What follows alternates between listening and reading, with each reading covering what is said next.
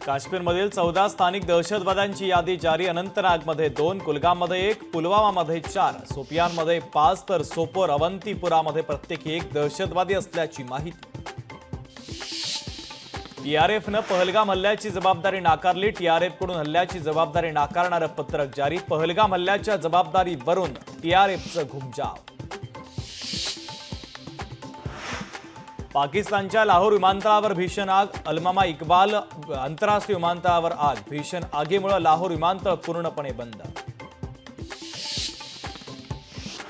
राज्यातील पाकिस्तानी नागरिकांची आकडेवारी समोर। आपत्कालीन व्हिसा असलेले 55 पाकिस्तानी नागरिक असल्याची सूत्रांची माहिती। दहशतवादी हल्ल्यानंतर भारत पाकिस्तानमध्ये तणाव निर्माण। भारत पाकिस्तानमध्ये युद्ध झाल्यास आयपीएलचं मोठं नुकसान होण्याची भीती।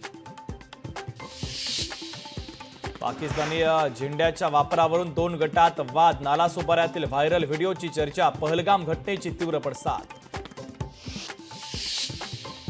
सांगलीत खरसोंडीमध्ये सासनकाठी भेटीचा सोहळा। गुलाल खोबऱ्याची उधळण आणि सिद्धनाथांच्या नावानं चांगभलचा गजर। सिद्धनाथ यात्रेत लाखो भाविकांची उपस्थिती। नाशिकच्या गोदावरी नदीतील पाणी वापरावर बंदी आणण्यासाठी उच्च न्यायालयात याचिका। प्रदूषण मुद्द्यावर लढणाऱ्या सामाजिक कार्यकर्त्यांकडून याचिका दाखल।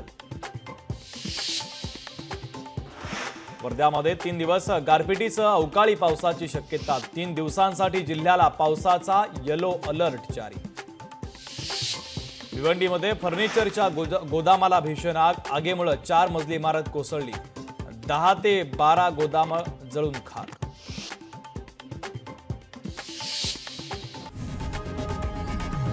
लोकशाही मराठी ऐका, पहा, जागरूक रहा।